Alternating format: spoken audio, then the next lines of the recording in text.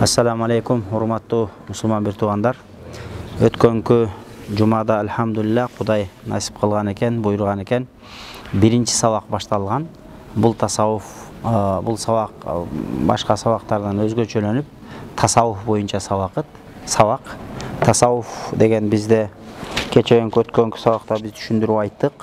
İslamdagı üçüncü bagıt, birinci akida bolso, ekinci fiqh bolso. Akidada Allah'ты tanıtsa, Allah Taala emlenirse durus, Allah'ın hakkında emlenirse Allah'ta boluşu mümkün emes. Allah'ta emnenin bolusu vacip. Allah'ın sıfatları turasında bayandasa, fiqhta olsa adal aramdı, kanday kılmış kılsa, kanday jaza kılış gerek şariat boyunca, üylөнгөндө kantip nikah kıyılış gerek, talak bергende kanday jolдор менен talak beriş gerek, sooda satık kılsa, kanday jol менен договорлор түзүлүш gerek, uşu okşoon nerselердин бардыгын айтканбыз. Бул фиqh илими. Анан исламдагы негизги үчүнчү багыт бул tasavvuf ilimi болуп эсептелет. Бул пайгамбар саллаллаху алейхи вассалам жана хадистеги хадиси Жебраил алейхиссалам хадисиндеги ошол ихсан даражасын аалымдар ушул tasavvuf илиминде деп баяндайт да. Анан бүгүнкү сабагыбызда негизи аалымдардын биз динди аалымдардан үйрөнөбүз. Анткени дин бул пайгамбардан калган мурас. Дин жалпы мусулмандарга калган пайгамбардан, жалпы мусулмандардын ичинен дагы анын мураскерлери болуп аалымдар эсептелет. Ошондуктан ар кандай бөйрөктөн шыйрак чыгарып ар кандай сөз айтылгандар болчу болсо биз аларга назар салбайбыз. Биз үчүн аалым уламалардын айткан сөзү далил болуп эсептелет. Анткени алар Куран сүннөттүн атынан сүйлөгөнгө укуктуу инсандар ошолор. Мына ошондуктан Кудай буйрса келерки сабакта ошол боюнча аалымдар бул tasavvuf илими туурасында же болбосо бизде элибизде тарикат деген түшүнүк менен белгилүү болгон ошол туурасында Моногул китепте 67 аалымдын 1 эмес, 2 эмес, 3 эмес, 67 аалымдын сөзүн келтирген.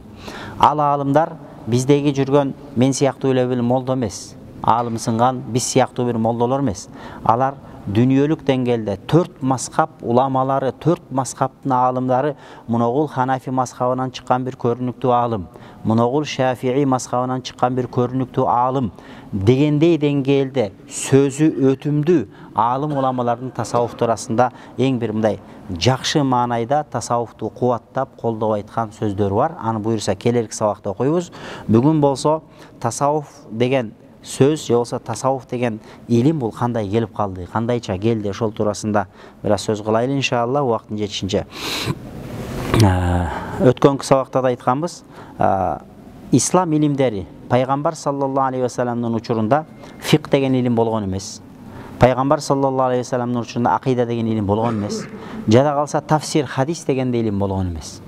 Пайгамбарыбыз саллаллаху алейхи вассалам учурунда бул илимдердин бардыгы адамдар жашаган.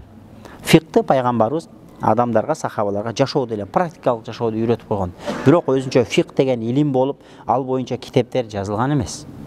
Атайын тафсир болуп, тафсир боюнча атайын китептер жазылган эмес. Булардын бардыгы хижраттын 150-жылынан кийин баштап жазылып баштаган.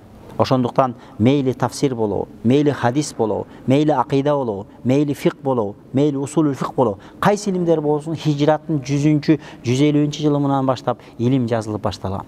Ага жерки илимдер ооздон оозго, баягы бизде манас эпосун же болбосо тиги уламыштарды ооздон оозго, элдин оозунан оозуна өтүп келгендей, сахабалар радыйаллаху анхум табииндерге, табииндер табииндерге бирине бири куйма кулак жат ошол илимдер көчүп келген. Ошондуктан пайгамбар саллаллаху алейхи вассалам өзүнүн тирүү кезинде хадисти жазууга тыюу салган. Эмнеге дегенде хадис, азыр биз билебиз, хадис дегенде эле имам Бухари эсибизге келет. Хадис китеп дегенде эле имам Бухаринин жазган рахматуллахи алейхинин Сахихул Бухари китеби эске келет да. Демек, пайгамбар саллаллаху алейхи вассалам өзүнүн көзү тирүү кезинде хадисти жазууга тыюу салган.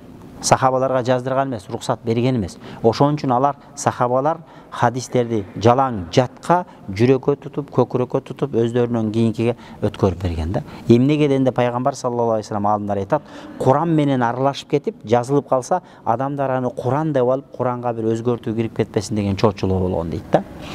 Ошентип Не уақыт өтті, кылымдар өтті, анан кийин аалымдар келди дагы пайгамбардын хадистерин топтоп, ошон үчүн имам Бухари рахматулла алейхи биягы Мисирге жери, бияка Иракка жери, бияка тиги Мекке Мединага жери барып, бир адам хадис уккан экен десе 6 ай нары жол жүрүп, 6 ай бери жол жүрүп келип, анан бир хадисти жазган.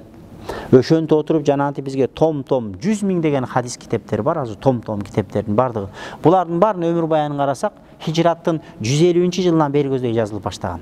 Мейли фик болобу. Мына имам Азам рахматулла алейхи хижраттын 150-жылы өлдү, 80-жылы төрөлдү, машхур кабылда. Демек ошондон кийин Ханафи мазхабы башталды.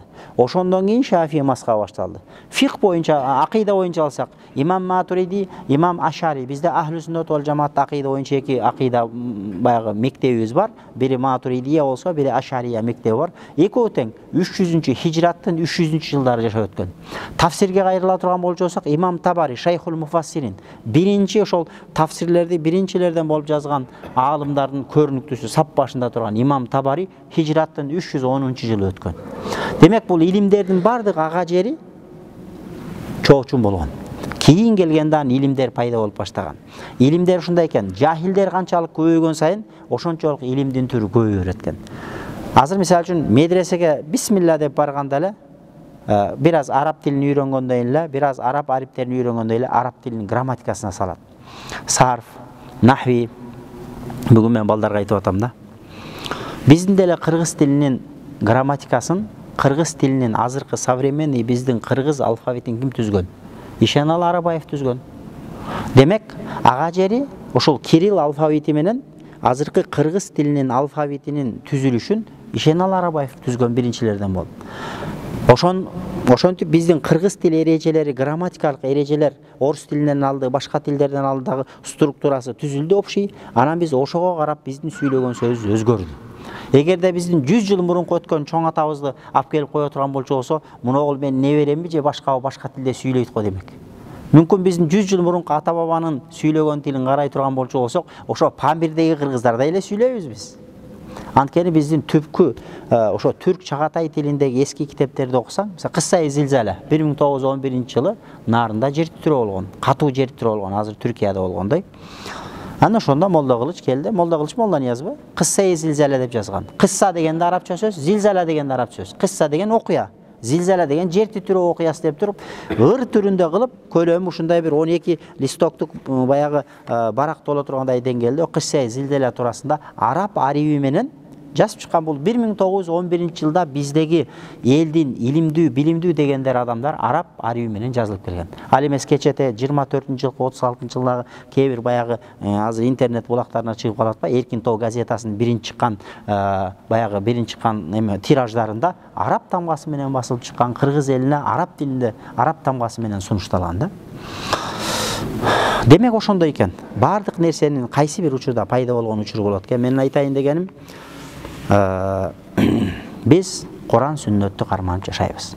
Бирок биз ханафибиз. Мазхабта ханафи, акыйдада болсо мазхабыбыз Матуриди.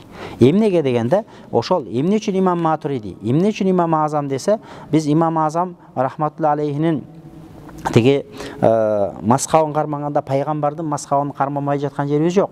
Жок, тетиринче ошол пайгамбар алып келген чоң шариятты кыска нуска кылып туруп, того терин бизге эрежелерди түзүп туруп колубузга карматып койгон, ошол ханафи мазхабы деп айтылат. Бул ошол пайгамбарыбыз айткан, Курандагы айтылган шарият өкүмдөрүнүн того тери негизги каймагын бизге топтоп берип койгон. Ошон үчүн мен ханафи мазхабын карманам деген адам, мен Куран сүннөттү карманам деп эч тайманбастан, сыймыктанып, мактанып айтса болот. Акыйда боюнча да кудум ошондой. Акыйда боюнча имам Матуриди, имам Ашари экөө тең 333-жылдар өткөн. Ошол замандаш болгон, бирөө Арабияда болгон, бирөө биздин бул азыркы Өзбекстан территориясында жашап өткөн алым болгон. Бизден чыккан алымдар болгон.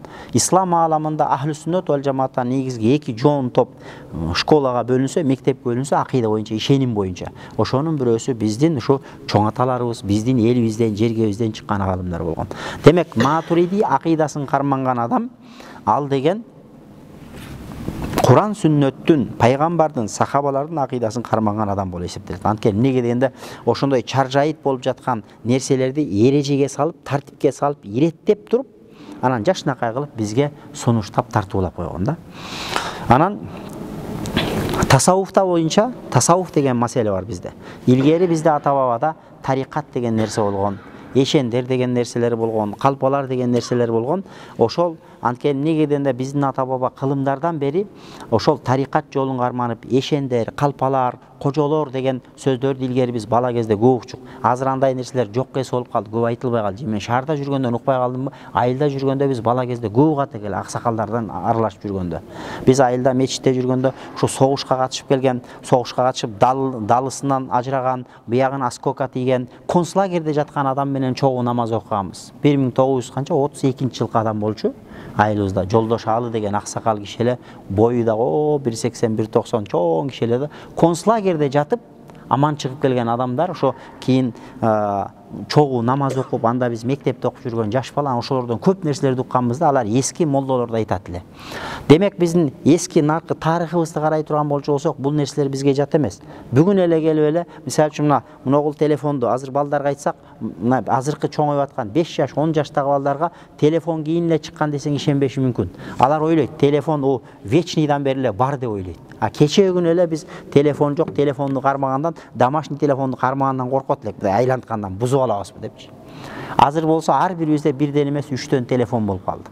Заман ушундай экен. Ошондуктан адам баласычы тарыхта деле өзүнүн ата тегин жакшы билген адам ал бирөөгө маңкурт болуп ээрчип кетпейт экен.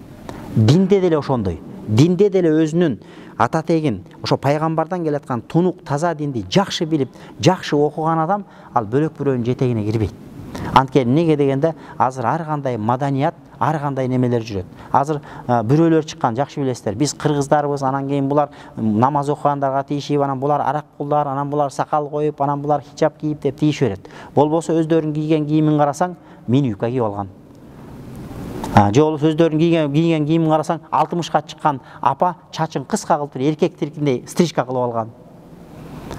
Же көрсөң, уяларың билбейсиң, же эже дерин билбейсиң, же апа дерин билбейсиң, же чоң кыз дерин билбейсиң, неудобный абалда каласың да. Ошончолук деңгээлде болуп атат. Бул неден? Бул ошол биздин элибиздин ошол табигый бир баягы өзүбүздүн табиятыбыздын, өзүнүн каада салтты билбей калгандыктын бир немесинен болуп атат да. Анан tasavvuf деген маселе бар. Tasavvuf деген бул эмне болгон илим десе, бул өзүнчө бир илим, исламдагы 3-чү багыт. Ар бир илим өзүнүн кызматы бар. Бул tasavvuf илиминин кызматы адамды жакшы кулк мүнөзгө алып келүүгө багыштаган, жакшы кулк мүнөзгө ээ болууну үйрөткөн илим. Мунсуз мунусу жок. Акыйданы 1000 жолу окусак дагы, фикты 1000 жолу окусак дагы, Куранды 10 жолу баштан этеге окуп чыксаң дагы, хадисти эле жүздөгөн хадис китептерди окусаң дагы, баары бир сендеги жанагы ит кыялдар калбайт. Анткени ит кыялды калуунун тактикасы, методдору моундай жазылган. Анткени мындай да, Куранда бардыгы бар. Куранда акыйда да бар, Куранда хадис, Куранда фикh да бар, Куранда адеп ахлак да бар. Бардыгы жалпылай берилген. А мында болсо, ошол багытты көрсөтүп койгон да. Бардык нерсе чеги менен болуш керек. Сен кичекей бир тамак кыла турган болчу болсоң, мисалы плов бассаң, аш бассаң дейли, сонун кылып нокорттон коштуң, мейизден коштуң, тимеле сабизди кызыл сабиз, сары сабиз кылып бастың дагы, бирок туз салбай койдуң. Вид көрүнүшү ушунчалык сонун болот. Бирок аны бир кашык бисмилла деп жегенде эле же жутарың билбейсиң, же түкүрөрүң билбейсиң, конокко барып калсаң огош бетер, уялганыңа эле баягы оозуң алган ашты жутасың да, болду, курсагым ток эле деп эптеп жебей чыгасың. Же болбосо туз алдырып, туз сепкен менен ал болбойт. Динде деле ошондой. Муногул tasavvuf илими ошол тамактын тузу катары. Мунусу жок, сенин тамагыңдын даамы жок сымал, исламыңдын сүрөтү болот. Исламга негизи көркүнө көрк берген бул tasavvuf илими болуп эсептелет. Ошон үчүн аалымдар бул tasavvufту исламдын руху деген, исламдын жаны. Адамдан жан чыкканда адам жөн эле өлүк. Адамда жан тирүү кезде сен бир ысык жан бир инсансың. Сени бирөөлөр жакшы көрөт, сени бирөөлөр урматтайт, сени менен бирөөлөр сыймыктанат, сени менен бирөөлөр таанышкысы келет, сени менен бирөөлөр мамиле кылгысы келет. Сен инсансың да. А сен өлгөндөн кийин, ай Аллахым, Алла рахмат кылсын деген бир бечарасың. Бул рух, ошол исламдын руху бул tasavvuf илими дейт. Ошондуктан ал эми тарикат менен tasavvufтун кандай алакасы бар? Кайсыл жерде экөө мындай эметип кетет? кайчылашып кетет десе, бул адеп ахлакты үйрөткөн илим бул тасаввуф илими болсо, ошол тасаввуф илимин окуткан школалар, мектептер булар тарикат жолдору деп айтылат. Мисалы үчүн Накшбандия тасаввуфу деп айтылбайт. Накшбандия тарикаты деп айтылат. Бирок Накшбандия тарикатында тасаввуфту үйрөтөт. Шазилия тарикаты деп айтылат. Шазилия тасаввуфу деп айтылбайт. Бирок Шазилия тарикатында ошо тасаввуфту үйрөтөт. Бирок алардын өздөрүнүн, ар киминин өздөрүнүн медреселерде же болбосо ар бир мечиттин өзүнүн тартиби бар, эрежеси бар. Ошондой ар бир ошол такыбалыкты үйрөткөн мектептин өздөрүнүн эрежелери, тартиптери бар да. Демек, тасаввуф бул тарикат жолундагы эметип аткан негизи тасаввуфта сайры сүлүк деген маселе бар. Сайры сүлүк дегенде, мисалы үчүн тарикатта бир шейхти табат дагы, ал шейх Куран сүннөткө сугарылган, жашоосу Куран сүннөт менен болуп калган бир адамды табып, ошондой шейхти табып, ошол адамга баяат кылып, ошол адамга ант берип, сөз берип, ошол адамдан вазифаларды алып, ошол вазифаларды аткарып баштайт. Анан ошол адамды устат карманат дагы, ошол адамдын айткандары менен жүрөт. Ошон үчүн тасаввуф жолунда кимде кимдин шейхи жок болсо, устаты жок болсо, анын устаты шайтан болот деген да. Ошондуктан шейхти табыш керек болот.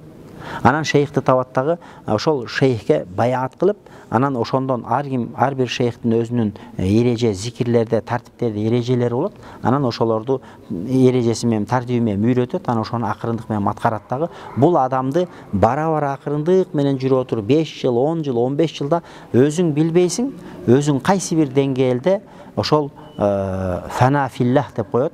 Фана филлах же фана биллах, ошол фана филлах макамына жеткенди өзүң билбей каласың да. Демек, мындай чыкканда Кудай үчүн бүт бардык нерсеге даяр боло тургандай деңгээлде. Бул жашоонун маңызы, бул дүнүйөнүн маңызы сен үчүн эч кандай негизги роль ойнобой калат. Сен үчүн аялың да, балаң да албетте сүйөсүң, жакшы көрөсүң, ата-энең, мекениң, жериң, бирок сенин эң негизги максатың Алланын ыраазылыгы болуп калат.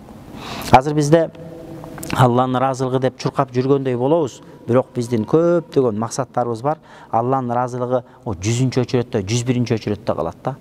Ошон үчүн адамдарды карасаң, мечитке келейин дейт, бирок мечитке келе албайт. Анткени мечитке келгенге караганда башка сырттагы жумуштары ан үчүн зарыл сезилип атат, келе албайт. Ошондуктан бул тасаввуф илими бизге ошол чыныгы бир, үлгүлүү бир мусулманга айланууну үйрөткөн жол, тартип, эреже ушу менен болот. Бул жерде биз жөн гана теориялык тасаввуф бар, мен айтайын деген. Анан практикалык тасаввуф бар. Бул практикалык тасаввуфту бизге окшогон молдолор билбейт. Аны атайын ошол сайры сүлүк деп коет, ошол жолду оолиялардын жолун басып өтүп чокуга чыккан адам, анан ижаза берилет атайын. Сен мындан ары устатсың, сен руханий тарбиячы боло аласың деп. Анан ал адамдын нафсисин тарбиялоо менен алектенет. Демек, адамдын нафсисин тарбиялап, адамдын нафсисин, ошо күнөөгө буйруган нафсини Кудайга мусулман болгон абалга алып келе турган улуу устаттарды шариатта пирлер же эшендер деп койгон. Бул эменин тилинде, тасаввуф илиминин тилинде андайларды муршиттер дейт. Биздин ата-бабада илгертеден андай адамдарды эшендер деп келген экен. Мисалы үчүн мага азыр бирөө араб тилинен келсе, араб тилинин грамматикасынан сабак бериши мүмкүн. Балагадан сабак бериши мүмкүн, фиктан сабак бериши мүмкүн, хадистен сабак бериши мүмкүн. Анткени мен ошол нерсени билем, окутам, сурап алам, баланы акырындык менен тарбиялашы мүмкүн. Тасаввуфта да ошондой. Тасаввуфтагы устаздар булар руханий тарбиячылар болот экен дагы, адамдын нафсисин тарбиялайт. Врач кандай ооруган адамдар врачка келсе, ошол ар бир ооруган адамдын оорусуна жараша бунун боору ооруйт, бунун өпкөсү ооруйт, бунун жүрөгү ооруйт, бунун тиги аллергиясы бар. Ар кимин ар кандай назначение жазып берип туруп бардыгын дарылагандай, бул тасаввуф илиминдеги шейхтер, ошол эшендер, пирлер, алар адамдын нафсисиндеги ооруларды, бирөөнүн текеберлиги күчтүү болот экен, бирөөнүн көрө албастыгы күчтүү болот экен, бирөөнүн эки жүздүүлүгү күчтүү болот экен, бирөө болсо мунафыктыгы күчтүү болот экен. Ошолордун баарын иликтеп туруп, кимге кандай дары бериш керек, биздин тил менен айтканда дозасынан бери. Ашыкча берип берсе, күйүп кетиши мүмкүн, күйгүзүп берет. Кем берип койсо, таасири болбойт. Ошонун бүт баягы нормасы менен берип, ошентип адамдын нафсисин тарбиялоо менен алектенген устаттар, булар муршиттер дейт. Пайгамбар саллаллаху алейхи вассалам ошондой болгон. Пайгамбар адамдарды тарбиялаган. Ошондой деңгээлге жеткирген. Ошон үчүн тасаввуфта эң биринчи жолдогу нерсе аль-фана фил ихва деген түшүнүк бар. Аль-фана фил шейх, аль-фана фил расул, аль-фана филлах деп ушул 4 макамды басып төртүнчүсүндө чокуга чыккан адам уже бул сайры сүлүктү бүтүргөн адам болот да, бул уже олиялык даражага жеткен адам болот. Ушул 4 эдапты басып өтүш керек. Биринчи аль-фана фил ихва деген маселе бар. Аль-фана фил ихва деген мусулмандар үчүн любой нерсеге даяр болуш керек. Пайгамбар саллаллаху алейхи вассалам хадисте айтты: мусулмандар бир денеси бар. Эгерде бир жериң оорса, тишиң оорса, ичиң оорса, бүтүн денең зыркырагандай, бир мусулмандар бир кырсыкка кириптери болуп атса, же бир мусулмандын башына иш түшүп аткан болчу болсо, ошого ошондой күйүп, бышып, өзүңө күйгөндөй күйүү, бул тасаввуфтун жолундагы биринчи маселе аль-фана фил ихва. Мусулман бир туугандар үчүн бардык курбандыкка даяр болуу. Ошон үчүн сахабалар радыйаллаху анхум ошондой болгон. Өлгөнү жатканда жихадта, өлгөнү жатканда адам ушунчалык суусайт. Ошондо суу дегенде сууап келип берейин десе, жанындагысын айткан, тиги апарып бер деген. Ушул фана фил ихванын деңгээлине жеткенде ошондой болот. Азыр бизде ушул жерде мындай китеп таркаталчы. Аласың, бирок бирөөгө жетпей калса бергиң келбейт, бере албайсың да. Демек биз ошондойбуз. Биз алсыз, биз фана фил ихвалык деңгээлге жете элебекпиз. Анан фана фил ихвалык деңгээлге жеткенден экинчи ступенька тасаввуфтагы бул фана фил шейх. Устаз үчүн бардык нерсеге даяр болуу. Ошон үчүн жана типтеги Адабул Муридинде шейх Али Кары ошону айтат экен. Ошентип айтыптыр да. Устазды сыйлап, устаздын кадырына жете албаган Куран менен сүннөттүн кадырына жете албайт деген. Ошон үчүн тасаввуфта эң негизги маселе бул устазды сыйлоодон болуп эсептелет. Устаз кээде инсандык кылып, кээ бир нерселерди эмете устаздын астында адепти сакта дейт. Устаздан мурун отурба, устаздан мурун алдыга баспа. Биздеги кыргыздагы эле кадимки күнүмдүк жашоодогу ата бабаларыбыз үйрөтүп келген адеп бул тасаввуфтан алынган адептер болгон. Ага аркаңды салба. Бизде аксакалдар өтүп баратса, келиндер өтүп кеткенге жери чекеде турчу. Азыр болсо келиндер, аксакалдар машинанын аркасында отурат, келиндер алдында отуруп, чалкалап туруп, сиденияны жаткырып туруп отуруп алат таксиге отурсаң. Илгери 15 жыл мурунку аралыкта таксилер алдыңкы катарга эч качан келиндер, кыздар отурчу эмес, жалаң эркектер отурчу. Бул 15 эле жыл болду. Азыр алдыга карасаң 15-20га толуп чыга эле кыз сиденияны жаткырып туруп аркада чал отурабы, бала отурабы, молдо отурабы, иши жок. Адеп эмеден жок, бутун чыгарып туруп жатып алат. Ошондой деңгээлге жетип калдык. Бул тасаввуфта ошондой экен, устазды сыйлоо бар. Устазды сыйламай, ошон үчүн негизи 4 маселе бар. Аксакалдарды сыйлап, аалымдарды сыйлаш керек. Пайгамбардын сайидтери, пайгамбардын тукумунан болгон адамдарды сыйлашыбыз керек. Анан ошол жанагынтип шейхтерди сыйлоо маселеси бар да. Ошон үчүн ал бир сөздү айткан болчу болсо, андан оозанып сүйлөбөө. Анын ордунда үнүңдү көтөрүп сүйлөбөө. Сурооң болсо берип, ашыкча сүйлөбөш керек устаздын астында. Сурооң болсо болбосо ашыкча сурооң жок болсо анын астында жөн эле убактысын алып отура бербей, ага көрбай бербей, ар кандай суроолорду берип, адепсиздик кылба дейт да. Ошону өткөндө ушул сабакта айтып атсам, бир студент айтат медреседе окугандардан. Минте берсек биз устатты пайгамбардан, Алладан да көтөрүп жиберген жокпузбу дейт да. Чындап эле суроо. Устатты эч качан эч бир мусулман өзүнүн устатын Алладан же пайгамбардан жогору койбойт. Биринчиден. Экинчиден, ошол устатка сый көрсөтө албаган пайгамбарга сый көрсөтө албайт. Анткени устат бул пайгамбардын мураскери. Пайгамбардын мураскерине сый көрсөтө албаган пайгамбарга сый көрсөтө аласың. Ошондуктан экинчи маселе устат үчүн бардык нерсеге даяр болуу. Ошон үчүн жанагы эле хадистеги айтылган нерсе, кимде ким эч кимдердин ыйманыңар толук болбойт, качан мени жакшы көрмөйүнчө, өзүңөрдүн аялыңардан, балдарыңардан, ваннас ажмаин хадисте келет го, бүт адамдардан мени жакшы көрмөйүнчө, аялыңан да, балаңан да, ата-энеңен да мени жакшы көрмөйүнчө ыйманың толук болбойт дейт. Тасаввуфта айтат, ошол шейхти ошондой деңгээлде сүйүшүң керек. Шейх сен үчүн устат катары аялыңан да, балаңан да, атаңан да, энеңен да сен үчүн касиеттүү ыйык адам болуп калыш керек. Ошол устатты ошондой деңгээлде сүйгөндөн кийин сен анан пайгамбарды ошондой деңгээлде сүйүүгө даяр болосуң. Бунун баары тренировка, даярдык. Пайгамбарды сүйүү, анан пайгамбарды сүйүү деңгээлге жеткенден кийин анан Алла үчүн ошондой бардык нерсеге даяр болосуң. Антпесе шыр эле келип туруп эле чокудан баштай турган болчу болсо, ал эчтеке кыла албайт. Ошондуктан кандай иш болбосун акырындык менен чекеден баштайсың. Бирөөгө бирдекени үйрөткөндө деле алына жараша ошол ишти үйрөтөсүң да. Ошондой бул дагы тепкич менен акырындык менен көтөрүлөт. Азыр мындай сөз бар да, tasavvuf же тарикат десе, кээ бир адамдар айтышы мүмкүн. Каякта tasavvuf, тарикат деген илгери чалдар болуп келиптир, мейли тарикатты карманып келиптир. Пайгамбардын учурунда tasavvuf деген болгон эмес деши мүмкүн да.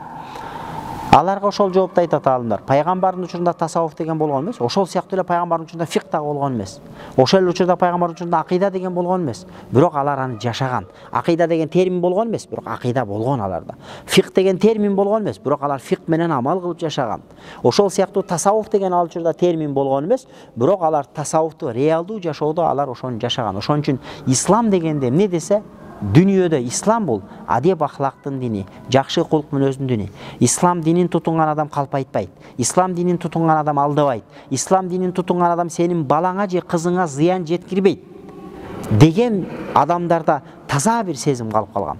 Бирок биз азыр мусулманбыз деп мусулмандын атын көтөрүп жүрөбүз дагы, бирок биз бирөөнүн кызына зыян жеткирип атабыз.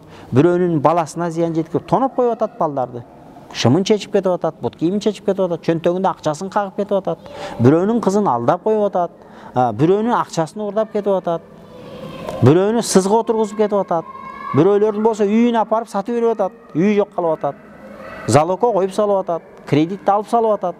Ээси билбейт. Демек, мусулманбыз, бирок жанагындай болуп атат да. Атыбызда мусулманбыз, затыбызда мусулман боло албай атабыз. Бул tasavvуфтун негизги багыты ошол мусулмандарды чындап затында мусулман болууга үйрөткөн илим бул tasavvuf илими болуп эсептелет.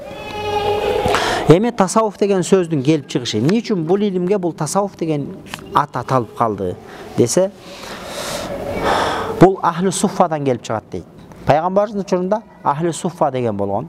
Ахли суффа деген пайгамбардын мечити болгон. Нол мечит болсо, мечиттин жанында мындай навес болгон, азыркы биздин тилмен айтканда навес болгон. Ошол навесте үйлөнбөгөн, же болбосо семьясынан ажырап калган, эми ар кандай турмушта тагдырда ар кандай адамдар болот да. Ошондой адамдар же колу жука, ошондой адамдар же сапардан келген, сапарда кетип бараткан адамдар ошол жерде ошол навесте түнөп, ошол жерде пайгамбарга келген тамак аштан жеп, болсо жеп, жок болсо сабыр кылып, ибадат кылып, ушундай өмүрүн такыбалык менен өткөргөн. Алар эки таш там курам деген максат болгон эмес. Алар үйүмдө евро кылам деген максат болгон эмес. Алар ушу Кудай берген рызкыга канаат кылып ошону жеп, алардын негизги максаты Алланын ыраазылыгы болгон. Анан эмне үчүн бул tasavvuf илими деп аталып калды десе, ошол ахли суффадан чыккан дейт. Анткени суффа деген ошол навес дегендей, чатыр дегендей мааниде дагы ошондон келип туруп, ошолорго окшогон адамдар, такыбалыкка көбүрөөк көңүл бөлгөн адамдар деген мааниден tasavvuf деген сөз ошондон келип чыккан деп, бул биринчи версия. Бул аалымдардын ортосундагы версиялар бар, варианттар бар. Экинчи варианты бул суф деген сөздөн келет дейт. Суф деген бул арабча, кыргызча отургондо жүн, кадимки эле койдун төөнүн жүнү. Анткени Азирети Хасан Басри радыйаллаху анху айтат, мен дейт, адракту саб'ина бадриян кана либасухум суфа дейт. Мен Бадыр согушун билесиздер исламда. Канча адамга чыккан мусулмандардан? Канча? Капырлар 1000 болгон, мусулмандар 313 болгон. 313 сахаба ошол жерде, мусулмандар 313 адам болгон. Бирок Хасан Басри айтат, мен ошол 313-үнүн 70-ин көрдүм. Алардын кийими жүн кийим болчу дейт. Демек сахабалар дээрлик көпчүлүгү жүндөн кийим кийген. Кадимки эле жана бизде апалар чермей токугандай, майчка токугандай токуп алып эле ошол кийимди кийген. Бул Азирет Хасан Басридин сөзү. Хасан Басри бул улуу табииндерден жүздөгөн сахабаларды көргөн. Ошон үчүн өз сөзүндө мен 70 сахабаны көрдүм. 7 эмес, 70 сахабаны көрдүм, бардыгы жүндөн кийим кийdim деген, кийишкен деген. Демек бул tasavvuf кайсыдан келди десе, ошол сахабалардын жолун жолоп, такыбалыкта сахабалардай болгусу келген адамдарга, буларга суфилер же болбосо бизде ошон үчүн баягы кайсы мечитке барган мечиттин сопусу илгери мечиттерде любой мечитте сопукана деген сөз бар. Анткени эмнеге дегенде ал сопулар өздөрүнүн мечитке арнаган, Аллага арнаган адам болгондо дайыма мечитти тазалап, ошо мечитке өзүнө арнаган. Ошон үчүн бардык мечитте сопулар болгон, сопуканалар болуп келген. Кийин эле бул нерселер азыр жок эсе болуп кетти. Сопу деп коет, бирөөнү коюп коет, ал тиги телефондон баш урбайт, же болбосо башка тирликтен баш уруп, качан карасаң сопукана култанып турат. Мурун ошондой болгон. Сопулар бул мечитке каккан казык катары кызмат кылган. Ошондуктан бизде сопуканалар көп болгон. Анан бул сопу деген сөз ошол тарикат жолун карманган, такыбалык жолго түшкөн адамдарды бул сопулар деп айтат. Эми тарикат жолуна түшүүнүн өкүмү туурасында да алымдардын кээ бир алымдар тарикат жолуна түшүш важип деген, кээ бирлер мустахаб деген, кээ бирлер мубах деген, алар туурасында да сөз кылабыз азыр иншалла. Демек, экинчи маселе бул тасаввуф деген ат бул илимге каяктан кадалып калды, каяктан тагылып калды десе, ошол жүн деген сөздөн алынат дейт. Суфун деген жүн. Демек, тасаввуф илими деп ошол сахабалардай жүн кийим кийип, такыбалык менен карманып жашаган адамдар болгон. Бирок ошол кезде да ошондойлор болгон. Мындай болгон экен да. Такыба адамдар жашоого рахат, жашоонун рахатына мас болуп кетпейли деп, керек болсо курсагы тоюп тамак жеген эмес. Керек болсо ошондой денеге мындай приятный болгон, жагымдуу болгон кийимдерди да кийген эмес. Денени сайгылаган кийимдерди кийген. Анан кийин ошондой показухалар башталган да, эл көрсүндөр башталган. Бирөөлөр ошондой жүндөн кийим кийген да, ичинен беркиле защита кийип алгандар болгон. Ошол эле кезде кээ бир чыныгы өзүнүн сопу экендигин, өзүнүн такыба экендигин Кудай гана билсин, башка адамдар билбесин деп туруп, сыртынан моундай кийим кийип туруп, көйнөгүнүн ичинен жүн кийим кийип алган тарыхта, ислам тарыхында ушундай адамдар өткөн да. Мунун баардыгынын максаты эмне? Бирөөнүн максаты эл көрсүн, мактаныч болуп, эл арасында кадыр-баркка ээ болуу болсо, бирөөлөрдүн максаты чындап Алланын ыраазылыгына жетүү, эл сыртымды көрсүн, сыртымда мындай адам, бирок ичимде мен Кудайга такыба, Кудайдан үмүтү бар, такыбалыкка умтулган адам экенимди Кудай билсин деп өздөрүнүн сопулугун жашырган адамдар болгон. Анткени адамдар баары ошондой экен эмес, баары адам баласы алыс экен эмес. Бир күн туруп жүрөгүң ойнойт, бир күн туруп эле намаз окугуң келип калат, бир күн туруп эле жалкоогуң кармап калат. Ушундай экен эмес адам баласычы. Анан үчүнчү версиясы ас-соффул ауалдан чыгат деген. Биринчи сап. Бул тасаввуф деген биринчи сап. Анткени Аллахтын астында биринчи сапта, авалкы сапта турчулар деген мааниде дейт. Анткени кыяматта билесиздер, пайгамбар саллаллаху алейхи вассалам кыяматта бүтүндөй үммөттөр сапка тизилгенде пайгамбар 120 сапка турат дейт. 120 сап. Ар бир сапта мүмкүн миллион, миллиардтан адамдар болот. Ошонун 80 сабы Мухаммед пайгамбар саллаллаху алейхи вассаламдын үммөтү болот, калган 40 сабы башка пайгамбарлардын үммөтү болот дейт да. Бул тасаввуф эмнеден келет десе, булар биринчи сапта тургандар, пайгамбардын кызматында, Алла жолунда дайыма биринчи сапта тургандыктан буларга суфилер деп аталып калып, жана бул илимди окуткан илимге тасаввуф илими деп аталып калган себеби мына ошондон дейт. Андан кийин бир вариантта, бир версияда айтылат,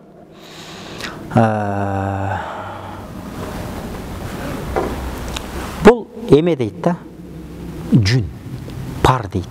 Жанагы тооктун пары. Кээде карасаң, тооктун парычы шамалда нары десе нары желпилдеп турат го. Нары шамал нары болсо нары желпилдейт, бери болсо бери желпилдейт, желпилдеп мындай болот. Ол деле ошо суф жүндөн келип чыгат дейт. Эмнеге десе, анткени баягы шамал ары желпилдесе ары желпилдеп, бери желпилдесе бери желпилдеп, Алланын ыраазылыгы үчүн эмне болсо да ошого даяр болгондуктан, бул сопулар ошондой болгондуктан буларга бул илимди, бул жолду үйрөткөн илимге тасаввуф деп аталып калган себеби ошондон дейт экен. Дагы бир версияда вариантында сыпат. Сифа деген сөздөн келет. Сифа дегенде кадимкиде сыпат, качество.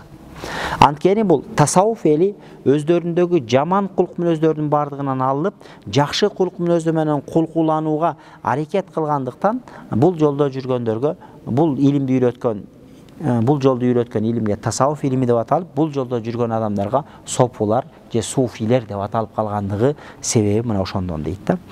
Ошондуктан дагы бир айта кете турган нерсе, бул тарикат жолу, тасаввуф жолу.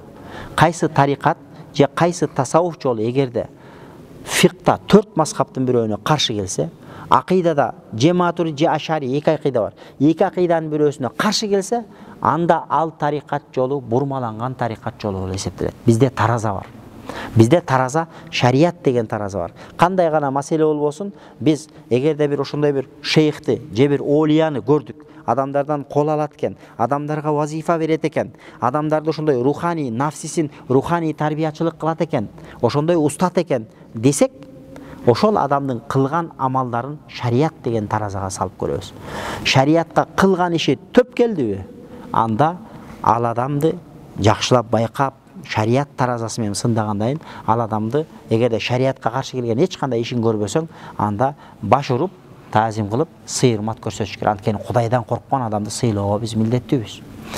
А эгерде шариятка каршы келген иши боло турган болчу болсо, анда ал адамга жалпы мусулмандар катары мамиле кыласың, сый-урматын көрсөтөсүң, бирок ал адамдын ал олиялыгынан кабар бербейт. Ошондуктан бир адамды көрсөң дейт, абада учуп баратса дагы, суунун үстүндө басып баратса дагы, бирок бир кылган иши шариятка каршы келсе, анда ал адам олия эмес. Сууда учуп калса эле олия болуп кетпейт. Абада учуп калса эле олия болуп кетпейт. Суунун бетинде басып калса эле олия болуп кетпейт. Олия болуп кетиш үчүн истиқамат шарт. Шариятта истиқамат деген нерсе бар. Пайгамбар саллаллаху алейхи ва саллям айткан: "Кул аманту биллахи сумма стақим." Айткын, Аллага иман келтирдим деген дагы сумма стақим, кийин шарият жолунда түз жүр. Шариаттан кыйшайба деген. Истиқамат деген бул шариятта түз жүрүү. Ошон үчүн бул жерде бир топ жол айтылган. Азирети Абу Язид Бистами деген чоң олия зат болгон. Биздин Накшбандия тарикатында 5-чи адам. Биздин Накшбандия тарикатында пайгамбарыбыз саллаллаху алейхи ва саллям Абу Бакр Сыддык, андан кийин Салман Фарси, анан Жафар Садык, анан кийин келип эле Хасан Басри. Эме Абу Язид Бистами. Ошон үчүн Баязид деген аттар бизде ошол түрк элдеринде мода болгонун себеби ошондон. Ошончо Баязид хан аркы бизде деле Баязид деген балдар болгон. Ол өзүнүн аты Тайфур болгон. Тайфур ибн Иса болгон. Тайфур ибн Иса болгондагы анан Абу Язид деген Язиддин атасы деген сөздө. Анан Абу Язид кыргызчаланып отуруп Баязид болуп кеткен. Абу Язид Бистами азыр сөгүш Ирандын территориясында биз ал адамдын ошол кабры шарифин зыярат кылып, ал жерде дуа кылып, Куран окуп келгенбиз. Демек, бул чоң олиялардан болгон. Анан бир күнү бир адамды угат экен. Ошол адам олия болуптур. Устат шейхтик кылып атат экен. Адамдардан баяат алып, адамдарга вазифа тапшырып, ушундай бир устаттык кылып атат экен дегенде, анын жанында бир шеригине айтыптыр, "Жүр" дептир, барып көрүп келейли, зыярат кылып келейли баягы шейхти. Олия атыгып атыптыр. Олия аты чыгып атыптыр деп. Анан кийин барса, барба шейхти алыстан көрөт экен, жетелекте эле баягы шейх түфтөп эле туш келди, түкүрөт экен да. Шыр ошол замат шейх Абу Язид Бистами тетир буруп жөнөгөн экен. Анын жанындагы дос айтты: "Келип калдык, эми зыярат кылып коелу" десе. Пайгамбардын кыпындай сүннөтүн сактай албаган адам Аллахтын олиясы болушу мүмкүн эмес деп кайтып кеткен да. Демек, көрдүңбү? Түкүргөнүнөн байкаган, субханалла. Анткени түкүргөндө шариятта ошондой тартип боюнча бет маңдай түкүрбө. Алланын нуру рахматы жаап турат дейт. Оң жагыңа түкүрбө, Алланын нуру рахматы жаап турат дейт. Ошончоло түкүргүң келип атса, сол жагыңа акырын адеп менен, анда да какырынып сакырынбай, акырын гана түфтөп түкүрүп, акырын көмүп коюш керек. Бул шариаттын тартиби. Тартипти сактабадыбы? Демек, бул аулияуллох, Алланын досу аталган Кудайдын олиясы пайгамбардын шариятына каршы иш кылбайт деп туруп тетирге айтып кеткен да. Абдул Кадир Жилани чоң олия зат болгон, факих болгон, өзү Хамбали мазхабында болгон, Иракта жашап өткөн, Иракта. Анан ошол кишини бир адам угат экен. Бул Абдул Кадир Жилани чоң олия болду деп угуп, анан бунун кереметтери окмуш экен, анан кереметтерин көргөнү барат экен. Аксакалдар билет, биз менен дайыма катышат. Анан Абдул Кадир Жиланини көргөнү келет экен, бул чоң олия экен деп, анан кереметин көрөйүн деп, анан шейх Абдул Кадир Жиланиге 5 жыл шакирт болуптур. 5 жыл кызматын кылып, кирип чыгып кызматын кылып жүргөн. 5 жылда бир да кереметин көрбөй коюптур. Эчтекени байкабайт экен да. Анан акырында айттыр, шейх дептир, устаз дептир. Сизди элдин баары, дүйнөнүн баары олия болду деп тааныйт, сизди устаз деп тааныйт. Бирок Аллага касам ичем, 5 жылда бир да жолу кереметиңизди көргөн жокмун. Кыргызча айтканда өлүп кетейин бир да жолу кереметин көргөн жокпуз десе, Азирети Абдулкадир Жилани айтат экен, 5 жыл убакытта бир жолу парз намазды каза кылганымды көрдүмбү? Бир жолу орозону каза кылганымды көрдүмбү? Бир жолу Аллахтын өкүмүн кечиктиргенимди көрдүңбү дептир. Жок десе, мындан өткөн эмне керемет керек дептир да. Көрсө, намазды каза кылбай окуш, орозону каза кылбай тутуш, Аллахтын өкүмүн, пайгамбардын сүннөтүн, шариятта көрсөткөн эч бир сүннөттү калтырбай толугу менен аткарыш, бул улуу керемет болуп эсептелет экен да. Ошондуктан бирөө олия десе, же бирөөнү олия десе, бирөө шейх экен десе, аны биз шарият деген таразага салабыз. Эгерде шарият таразасынан өтсө, анда ал чыныгы аулияуллохтордон. Эгерде шариятка каршы келген ишти же каршы келген бир сөздү айтып аткан болчу болсо, же мазхабта имам Азамга каршы сөз айтса, имам Шафиге каршы сөз айтса, анан өзү мен шейх мен олиямын деп аткан болчу болсо, анда ал адам самозванец деп коет го. Андай шейхтер толтурат анткенчи. Ошондуктан ушундай бизде тараза бар. Бирөөлөр айтат экен, жок, бул тасаввуф деген сөз 4 сөздөн келет. Те, сот, вау, фе. Тасаввуф деген 4 сөздөн турат да. Биринчи те тамгасы, алиф, б, т, с деп жаттайбыз го. Те тамгасы бул тауба деген сөздөн келет. Тобо кылуу, Кудайга кайтуу. Сот, тасаввуф дегенде сот. Соф бул сафа деген, ички дүйнөнүн аруулугу, тазалуулугу. Вау, вилаят, Аллахтын досунун даражасына жетүү, Аллахтын досу болуп калуу. Фе болсо, фана филла. Баягы Алла жолунда бүт бардык нерсеге өзүңдү курбан кылып, курбандыкка чалуу өзүңдү, ошол жолго өзүңдү арнап коюу, мына ушул тасаввуф деп алымдар айткан экен. Ошондуктан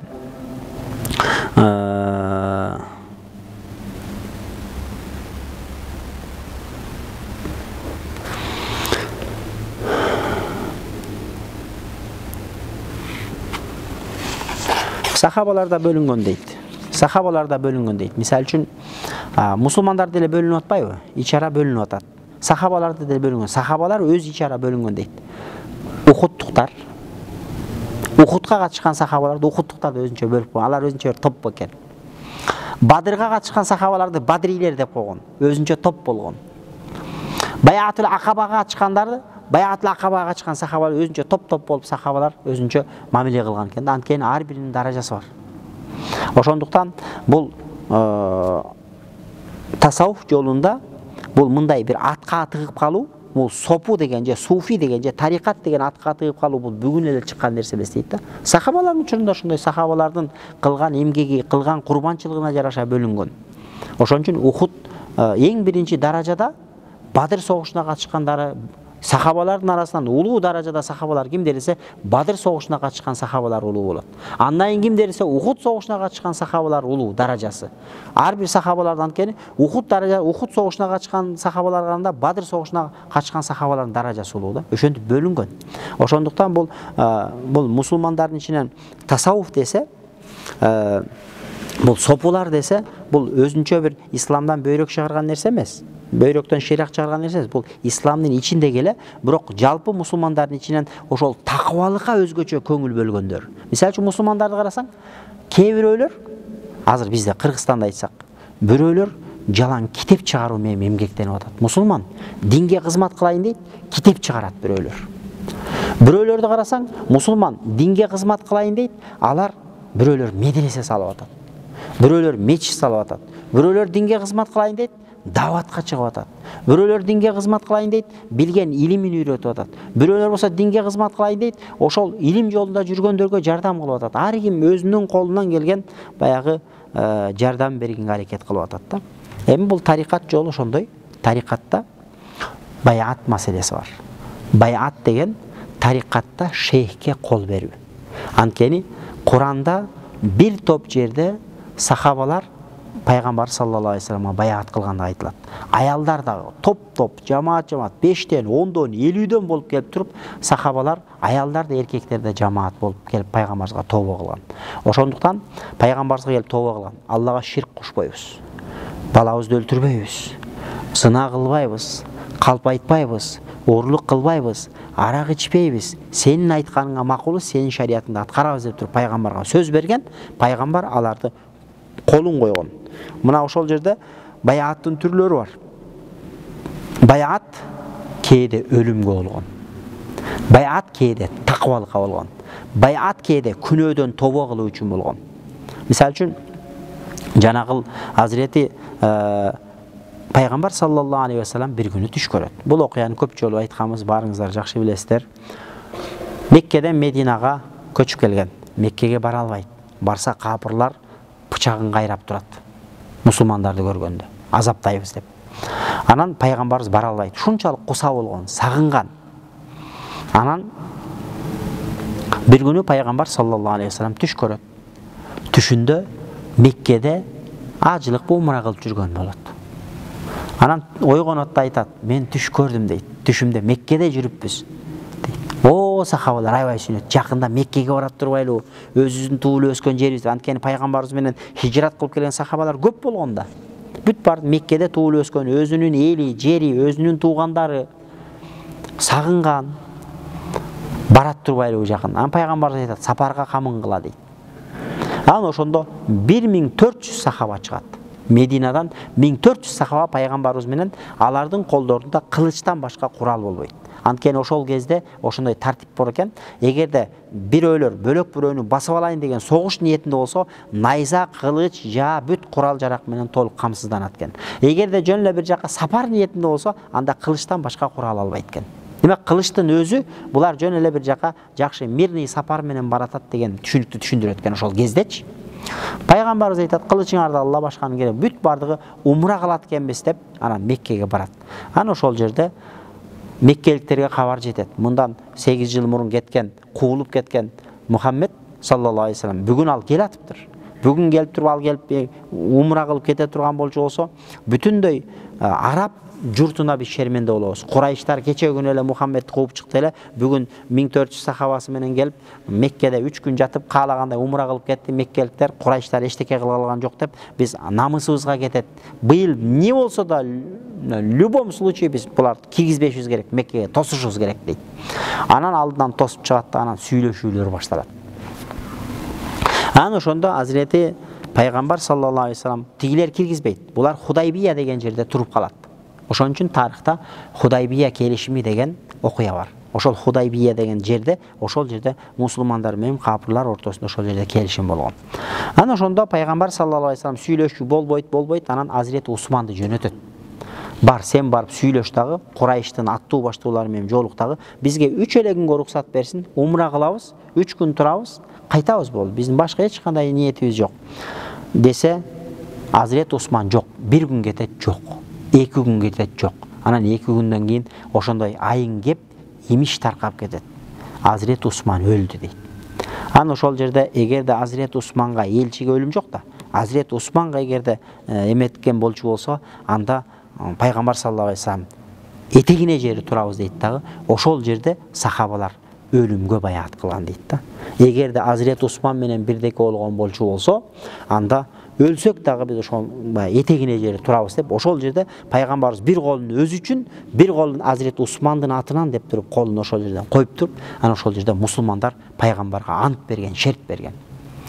Ал эми азыркы учурдагы бул тасаввуф жолундагы, тарикат жолундагы бир шейхке бар баяат кылганда эч ким өлүмгө кол бербейт, коркпой эле койгула. Ага биздин эч кимибиздин эмебиз жетпейт. Азыр бизде баяат кылганда таквалыкка сөз беребиз. Устазга барабыз, ошондой бир шейхти табабыз дагы, ошол кишиге колубузду сунуп, башыбызды ийип, мен сизди устат карманайын, сиз мага таквалыкта устат болуңуз. Бирөөгө барып атпайсың, мага Куранды үйрөт деп. Анан Курандан сага устатып, Курандан устаз болуп атат. Бирөөгө барып атасың, ага сарф нахуну окутуп, сага араб тилинен устаз болуп атат. Ал эми бул устаз ошо сага бирөө Куранды окутуп, Курандан устат болсо, бирөө хадисти окутуп, хадистен устат болсо, бирөө фикты окутуп, фиктан устат болсо, бул ошол сыяктуу эле тасаввуфтан, тарикат жолунда сага устат болот. Анан тафсир окуткан адам сага 10 жылда сага тафсирди окутуп бүтүрүп, сага муфассир деген ижазаны берсе, акыйданы окуткан адам сага 10 жыл окутуп, акыйдада устат бол дейм, акыйдадан сен сабак берсең болот деп сага ижаза берип, дипломун берип, сертификатын берип, сага устат деген статусту берген болчу болсо, тасаввуфта да ошондой. Сени 10 жыл, 15 жылда ошентип тарбиялайт дагы. Анан сени бир жөн эле аты мусулмандан заты мусулманга айланткан устат бул ошол муршид болот. Же болбосо илгери биздин ата бабанын тилинде пир деп келген.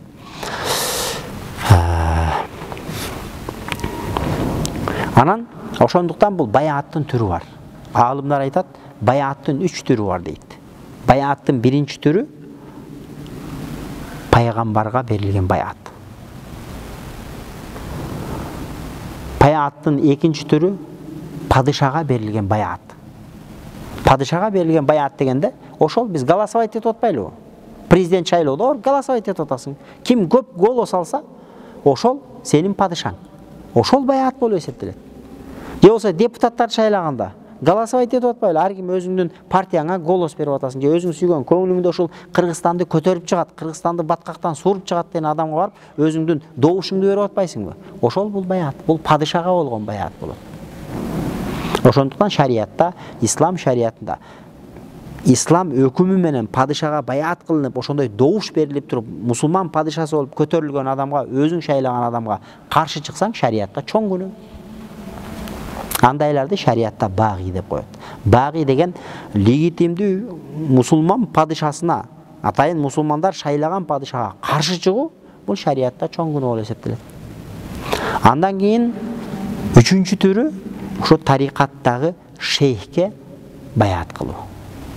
Мындайча айтканда барасың дагы, сен ага колуңду бересиң. Ошол колуңду тапшыргандан мурда сен өзүңдүн нафсиңди тапшырышың керек экен да. Жана бизде илгери устатка барып туруп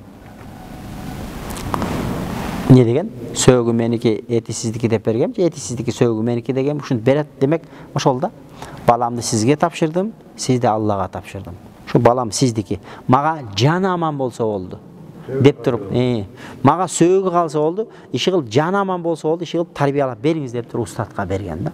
Ошондуктан исламда 40 парыздын бири ошол жакшы таква устазды таап, ошол устазга баласын тапшыруу, бул атанын мойнундагы милдет. 40 парыз жаттагансыңар да, билесиңер? Илгери 40 парыз жатчу. Азыр медреселерде же мечиттерде 40 парыз окутпайт. Илгерки молдакелер биз окуп калганда, айылда жүргөндө биринчи мен 40 парыз жаттагам. Азыр эски молдалар любойнан 40 парыз сурасаң айтып берет. 40 парыз билесиңерби? Исламда 5 парыз, иманда 7 парыз, намазда 12 парыз, гусулда канча? 3-өбү? 3-өө, даратта 4 парыз, хайз нифаста 2 парыз, амур маруфта 2-өө, анан кийин илим, анан акыркысы келип туруп, жанагы эмне? Жакшы бир шейхти таап, ошол шейхке баласын тапшыруу, бул атанын мойнундагы парыз деп туруп, илгери аалымдар ушундай бир 40 парыз деп туруп, сонун кылып түзүп койгон. Негизги нерселер да андан башка деле парыздар толтура. Бирок бул ар бир мусулманга кайсы кызматта болбосун, кайсы кесипти аркалабасын, бирок ушул мусулмандын жашоосунда андан бош эмес. Любой адамдын жашоосунда ошол нерселерге туш болгондуктан ошо 40 парыз деп туруп, ар бир мусулманга тиешелүү өкүмдү 40 парыз деп туруп, буну билиш керек окутуп келген.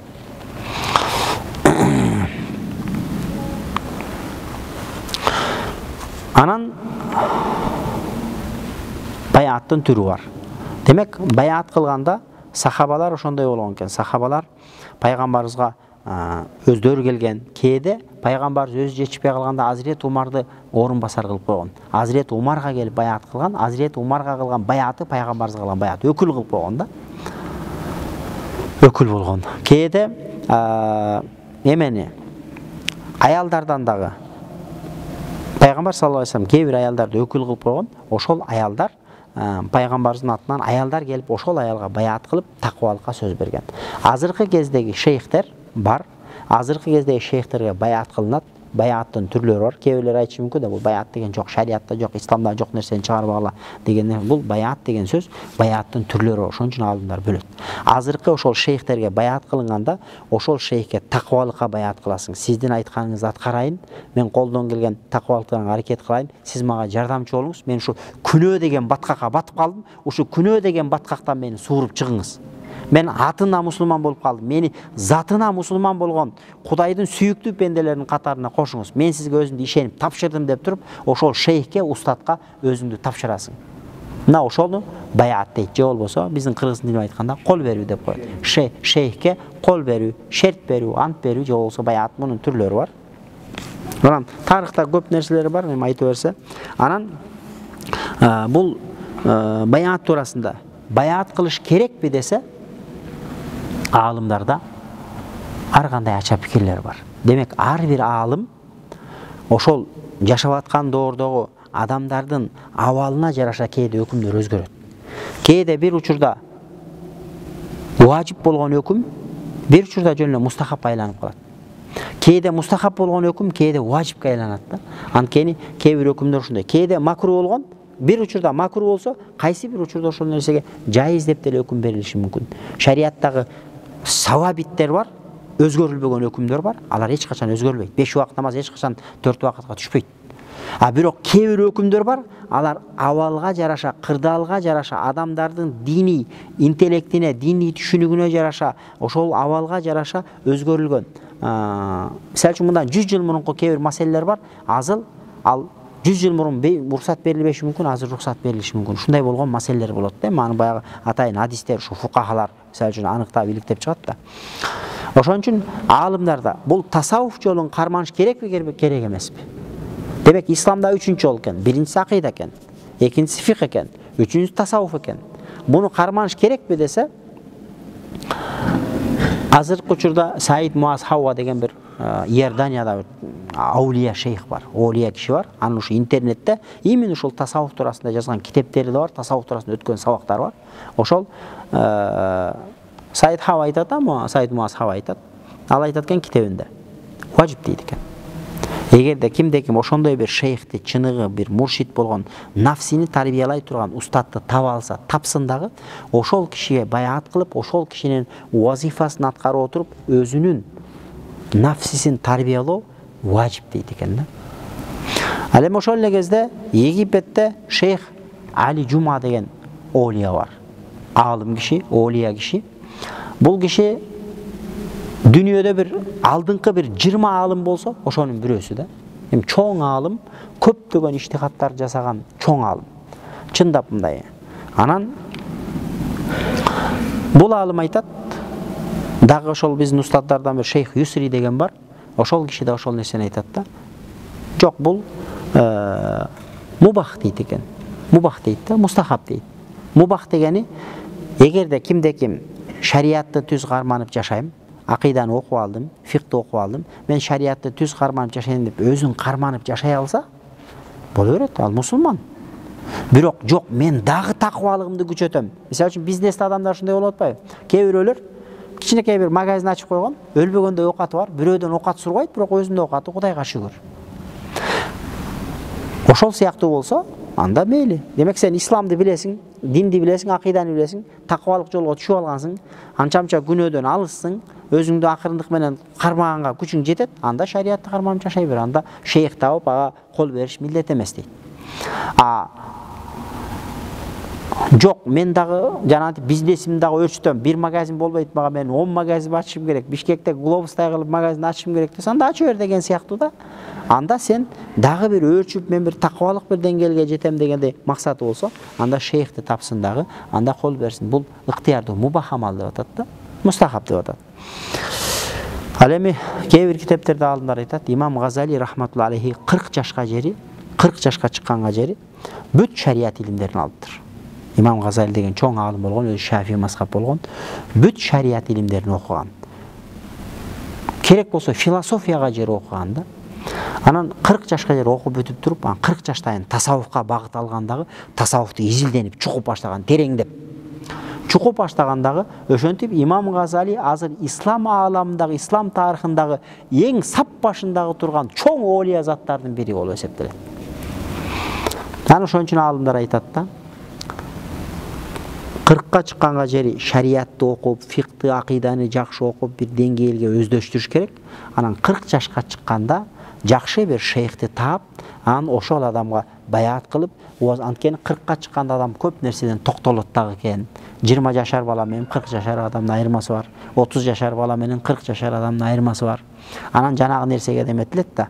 Жанагы хадисте келгендей, кимде ким ошон үчүн алымдар айткандай, ошо Имам Газалинин сөзү да, кимде ким 40ка чыгып, таразага салып көрсүн, 40ка чыктың. Сообуң көппү, күнөөң көппү? Анда күнөөң көп болсо анда кутулушуңа көзүң жетпейт. Анда кыйын болуп калат деген шариятыбызда ошондой сөздөр бар. Демек ошондуктан бул 40 жаш өлчөнөт экен да. 40 жашка. Демек 40 жашка келдиңби? Дагы деле күнөөң көппү? Сообуң азбы? Күнүгө бир сооп иш кыласың, бирок 100 күнөө кыласың. Анда тезде шашылып, секунд, мүнөт дагы биз үчүн кымбат. Анда тезде тооба кылсын дейт экен. Ошондуктан буну алымдар келгенде жыйынтыгы милдет эмес. Сен 5 вакыт намаз окудуңбу? Ла илаха иллаллах Мухаммад расулуллах айттыңбы? Сен мусулмансың. Бирок бул жагы сен таквалык, бул сен өзүңдүн ишиң деген нерсе. Эгерде өзүң акырдык менен эметем дей турмосоң, ошондой. Бирок бул нерседе адам баласы өзү бир деңгээлге көтөрүлө албайт. Анткени устатсыз болбойт. Ошону билген адам, мыкты, чебер адам болбосо, бул итти жанантип итти үйрөтүп коюш оңой экен. Аюуну үйрөтүп коюш оңой экен, велосипед тебе берет экен. Тиги дельфинди үйрөтүп коюш оңой экен, тиги эмеде бассейнде топ түртө берет экен. Бирок адамды тарбиялаш, адам эң өткөндө айткандай, адам эң бир азоо жандык экенбиз. Атты деле үйрөтүп коет. Бир-эки башка чап каласаң, бир-эки минип нары берем этсең, ат деле көнөт, тай деле көнөт, төө деле көнөт, жада калса пил да көнөт экен. Бирок адам баласы оңой менен адам ушунчалык нафси азоо болот экен. Адамды тарбиялаган эң мыкты тарбиячылар булар пайгамбарлар болгон. Ошондой азоо бияка келип 40 айла кылып, бияка келип 40 айла кылып, нафсинин бир күндө жанагы 1000 деген айлары болот экен. Адамдын нафсибиз, биздин нафсибиз бир күндө 1000 айла кылып, 1000 түрдүү күнөө жасатканга биз аракет кылат экен. Ошол 1000 түрлүү айласы бар нафсини башын ийдирип мусулман кыла турган устат бул. Чыныгы чебер устат болбосо, көрүнгөн эле молдонун колунан келбейт экен. Мына ошондой устаттарды тарикат жолунда пирлер, шейхтер, муршиттер же болбосо биздин эски тилде эшендер деп айтып келген да. Булардын кызматы ошол таквалыкка келе албай жүргөн мусулмандарды таквалыкка көндүрүп, таква жашоону тартуулоо, чыныгы бир сапаттуу бир мусулманга айлантуу кызматын аткарган немелер. Булар чыныгы пайгамбарлардын мураскерлери. Анткени пайгамбар саллаллаху алейхи вассалам ошону айткан. Куранда да ошол аят келет.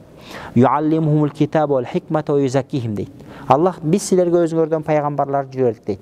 Юаллимхумул китаб, ал силерге Куран өкүмдөрүн үйрөтөт. Вал хикмата, сүннөт өкүмдөрүн үйрөтөт. Ва юзаккихим, жана силердин ички дүнүйөңөрдү аруулантат, тазартат деген. Пайгамбарыбыздын кызматы болгон. Демек бул эшендердин, пирлердин, ошол муршиттердин кызматы бул пайгамбардын ошол руханий жаатындагы мураскерлери болуп эсептелет. Имам Азамдар булар пайгамбардын мураскери, булар адал арамды үйрөтүү жагында пайгамбардын мураскери. Имам Матуридилер булар пайгамбардын мураскерлери, булар Аллахты таанытуу жаатындагы пайгамбар саллаллаху алейхи вассаламдын мураскерлери болуп эсептелет да. Ошондуктан бул маселеде бизде устаздарыбыз айтат, тообо маселесинде бир күн кечиккен адамда кечигет дейт да.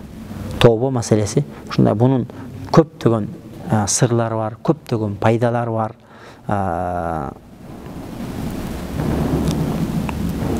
Ошондуктан иншалла бул маселеде ойлонуш керек дагы, адам өзү жүрөгүнөн чечим кылыш керек. Бул дагы Кудайдан берилген бир ой болот дейт. Адам баласы мындай дейт да. Ал-хатира самавия дейт да. Аллахтан берилген бир ой болот. Адам баласы намаз окуп жүрөт, орозо кармап жүрөт, анан бир күнү Кудай таалам оюна салат экен дей. Мен эмне кылып атам? Намаз окуп жүрөм. Бирок өзүмдү өзүм алдап жүрөм. Дагы эле баягы мен. Өзгөргөн өзгөрүү жок. Намаз окуд деген атым болбосо, 20 жылдан бери намаз окуйт деген аты болсо, бирок 20 жылдан бери окуган намазыңды бир эшекке жүктөсө, эшектин ээрине сыйып кетсе керек.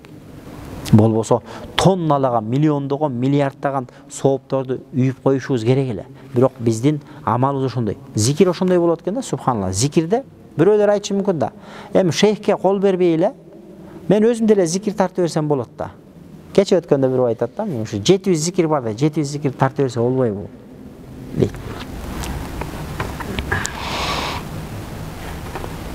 атайын устаздан берилген нерсенин орду болот шариятта. Устаздан атайын ижаза берилген нерсенин орду салмагы болот экен. Сен өзүң bir жолу Аллах десең, же bir жолу Субханалла десең, же bir жолу ла илаха иллаллах десең, ошого жараша сооп болот.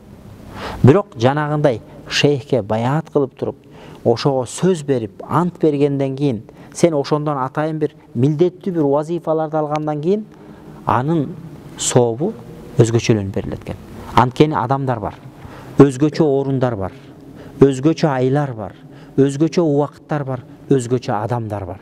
Мисалы үчүн ажылыкта Арафат күнү бар. Ажылыкта Арафат күнү бар. Арафат күнүндө асманда периштелер жерге түшөт дейт. Арафат күнүндө 70 000 периште түшөт. Арафат күнүндө кандай дуа кылсаң, дуаң кабыл болот дейт да. Башка күндө андай гарантия жок. Демек, Арафат күнүнүн берекети. Рамазандын акыркы 10 күнүндө бир эле түн бар. Ошол түндүн берекеси, ошол түнү менен ибадат кылып чыксаң, Кудай үчүн риядан алыс болсо, ширктен алыс болсо, бидаттан алыс болсо, бир түн ибадат кыласың, 6 саат, 7 саат. Кудайлап, зикир тартып, намаз окуп, бирок сага 1000 жылдык сооп берилет. Бул убакыттын берекеси. Кээ бир жердин берекеси. Арафат бул неменин берекеси. Ал эми жердин берекеси бар. Мединага барып, пайгамбар саллаллаху алейхи вассалам мечитине барып, муерде 2 рекет намаз окусаң, 2 сооп аласың, 1 сооп аласың. Пайгамбар саллаллаху алейхи вассалам Мединада мечитине барып, ошол эле 2 рекет намазды окусаң, 1000 эсе сооп аласың. А бирок ошол эле намазды Меккеге барып, Каабаны тиктеп туруп ошол намазды окусаң, 100 000 сооп аласың. Орундун орду бар. Замандын орду бар. Ошол сыяктуу устаттардын, адамдардын да орду бар. Сен окуган 2 рекет намазың менен пайгамбардын окуган 2 рекет намазынын айырмасы барбы? Бар да. Сен окуган 2 рекет намаз менен чоң аалымдын окуган намазында айырмасы бар. Ошон үчүн илгертеден ата бабабыз аалымдардан бата алып келген. Ошон үчүн шариятта тахник маселеси бар. Бала төрөлгөндө тахник деп коет. Бала төрөлгөндө тахник кылдырат. Тахник дегенде кыргызча бизде оозандыруу. Илгертеден бизде ошондой эле. Мен бала кезде билем, бала төрөлсө, апалар акырын баланын оозуна сармай салып коет. Сармайды оозуна ашказанга биринчи жеткен нерсе ошол болсун деп. Көрсө мен кийин билдим. Бул көрсө өзүнүн баягы орусча айтканда, азык тыйым айтканда өзүнүн смыслын, өзүнүн маанисин жоңотуп койгон салт экен. Кийин бизде оозандыруу жөн эле кыргызда салтка айланып калган, динди билбей калган, 70 жылдын аралыгында ата баба алыстап кеткен экен. Мен бала кезде көргөм, балдардын кичинекей больницадан чыгып келген төрөлгөн балдарга оозуна бир аз сармайды салып коет. Оозандырат ушундай деп коет да. Эмнеге оозандырып атканын өздөрү да билбейт, кемпирлер деле билбейт да. А көрсө шариятта тахник деген оозандыруу маселеси шундан келип чыккан экен. Пайгамбарыбызга балдар төрөлгөндө балдарын көтөрүп келген. Анан пайгамбарыбыз курманы чайнап туруп, бала какалбай турган кылып, өзүнүн шилекейи аралашкан, берекелүү шилекейи аралашкан баягы тамакты эмеге салган. Ашказанга эң биринчи жеткен нерсе ошол берекелүү адамдын берекеси жетсин деген максатта болгон. Ошон үчүн бала төрөлгөндө, балалуу болгондо бизде ата бабада ошондой бир чоң оолияларга, аалымдарга алып келип, ошого бир курманы чайнатып, же бир өрүктү чайнатып, же бир нанбы иши кылып какалбай турган бир нерсени чайнатып туруп, анан балага оозандыруу көрсө, ошол сүннөт экен да. Эмнеге десе, ошол баланын ашказанына жеткен биринчи нерсе ошол берекелүү, такыба адамдын шилекейи жетсин, ошонун берекеси жуксун, балам дагы ушундай бир оолия болсун, балам дагы ушундай бир аалым болсун деген максатта оозандырат. Бала төрөлгөндө ошондой кылыш керек. Ошентип кээ бир адамдардын берекеси болот экен. Ошондуктан жөн эле өзүң тарткан зикир, өзүң тартсаң, бир жолу ла илаха иллаллах десең, 1 сооп алышың мүмкүн. Бирок шейхке барып туруп, шейхтен ижазаны алып, шейх сага ошол тапшырманы берсе, сен бир жолу ла илаха иллаллах дейсиң, өзүң айтсаң 1 сооп берилет. Тиги тапшырмадан кийин айткан сообуң ошол устаздын берекеси менен нар жагын бир Алла билет, канча сооп болуш. Ошондуктан өзүң кылган зикир менен, өзүң окуган намаз менен, өзүң окуган Куран менен, устаздан атайын уруксат берилген Куран, бул айырмасы бар. Мисалы үчүн, сен өзүң эле арабчаны окудуң интернеттен, өзүң эле интернеттен алдың, өзүң эле Куран окуганды үйрөнүп алдың. Өткөндө бир баланы көрдүм. Биздин жамаатта, мечитте азанды чөткөй махраж менен айындарды сонун кылып чыгарып айтып атат. Махраж менен да. Аны сен каякта окуп атасың? Канчанчы классың десем? 8-классмын дейт. Каякта окуп атасың десем? Интернеттен үйрөнүп атам дейт. интернеттен үйрөнүп отуруп медреседеги балдардан жакшы окуп алган да. Бирок шариятта бул өзүнчө самоучка деп коебуз го. Бул самоучкалар аалым болуп эсептелбейт. 1000 жерде окуса дагы. Сөз жок, устаттын уруксаты керек. Ошондуктан аалымдар айтат, өзүнчө окуп билим алган адамдарды жөн эле маалыматы көп адам деп айтат. Bir китеп окусаң дагы, жарым китеп окусаң дагы устаттын астына чөгөлөп отуруп, устаттан назар бар, рух бар. Ошондой ыйман нуру менен жүздөшүп отуруп алган илим, ошол илим болуп эсептелет. Ошондуктан өзүң эле Куранды окуп алып туруп, өзүң Куранды окусаң, сооп болушу мүмкүн, ошо аракетиңе жараша. Бирок ошол эле Куранды сен бир жакшы бир Курандын чебери болгон, оң кырааттан ижаз алган устаттан барып окусаң, сен биринчиден Куранды пайгамбар окугандай окуйсуң, Курандын маанисин өзгөртпөйсүң, тажвид эрежесин өзгөртпөйсүң. Экинчиден сен ошол устаздан ижаз алгандыгың үчүн, ижаз алып устаз сенин каталарыңды оңдогондой окуган Кураның кудду пайгамбар окугандай Куран окуп атасың сен. Мактансаң болот, мен пайгамбар окугандай Куран окуп атам деп. А сен устазы жок эле өзүң эле эметип алдың. Сен айта аласың, мен пайгамбар окугандай Куран окудум. Балекетиңе сен ошол жанагы Бекболбиевдин же башка бирөөнүн оонуна салып окуп атасың. Жок, чындап эле андай адамдарды көргөнбүз да. Кээ бир ырчылардын оонуна салып алып туруп Курандын аяттарын созгондорду. Анан дагы үй дейт да. Илгери бир молдону тааныйт элек, ал өзү илгери ырчы болуп жүргөн экен. Комузду алып туруп созолонтуп ырдайт экен. Анан кийин молдо болуп кеткен да ал киши. Алла рахматы кылсын. Ал киши бирок өзү баягы өлүп баратканда ушундай такыбалык менен Кудай жолунда жүргөн адам болгон. Эми баягы ошол учурдун талабы ошондой болгон. Өз учурунда ырчы болгон. Анан кийин келип анан молдо болгондо эми баягы ырдын оонуна салып туруп бир жолу айылга барып калсам, баягы молдеке Куран окуп атат. Баягы Куран уксаңчы эми ыйлайсың да. А бирок бияктагы тажвидти, махражды, Куранды билбеген адамдар үчүн алчу созолонтуп атат да. Анжанда менин окуганым Куран простой эле болуп калды. А бирок ал ушунчалык мукамдуу окугандай сезилгени менен Курандын кашасын чыгарып атпайбы? Ага сооп берилеби десе, эми айла жок, эми Кудайым сооп бериши мүмкүн, бирок агачы берилсе сооп, бир тамчы сооп берилиши мүмкүн. А бирок пайгамбар Куранды кооз үн менен окуй албасаң дагы, бирок пайгамбар үйрөткөндөй тартип менен эреже менен окусаң, ар бир тамгасына 10 сооп деген пайгамбарыбыз. Бул 10 сооп эң азы 700 сооп, нары көздөй миллиондогон сооп берилет. Ошон үчүн устаздан алынган ибадат, устаз тапшырган зикир, устаздан алган ибадат, устаздан алган илимдин сообу да башкача болот туугандар. Анан ошондуктан өзүнө аалымдарга же өзүн ошондой оолияларга теңей бербеш керек. Кээ бир жерлерге барсаң ошондой да, кээ бир таксылар бир ай болгон намаз окуп баштаганда уже молдодон оозганып дуа кылат да. Өзү адеп керек да. Адеп керек. Бул ислам динибиз адеп. Жаш болсо дагы пайгамбар саллаллаху алейхи вассалам ушундай кылган. Азирети Усама ибн Зайдти 18 жашында Азирети Абу Бакр Сыддык амир шайлап берген. Абу Бакр Сыддык деген пайгамбарыбыздан кийинки орунда турган биздин үммөттө эң улуу адам, ошол 18 жаштагы баланын айтканына баш ийип неметкен да. Ошондуктан бизде адеп бар, биздин динибизде тартип бар. Анан баягы кээ бир адамдар баягы өздөрүнүн бир чорко бир кемтик бир түшүнүгүндө ал билгенди мен деле билем, ал окуган никени мен деле окуйм, ал окуган жаназаны мен деле окуйм дейт экен. Мен айтам, бир жолу бир бала келиптир. Балалуу болдум, өзүм азан айтып койдум дейт. Анча-мынча тамекини согуп коет ал балачы. Анан өзүнүн баласына өзү азан айттыр. А мен айттым, мейлем Алла кабыл кылсын, бирок мен молдомун. Бирок мен дагы балалуу болгондо өзүм азан айтпайм.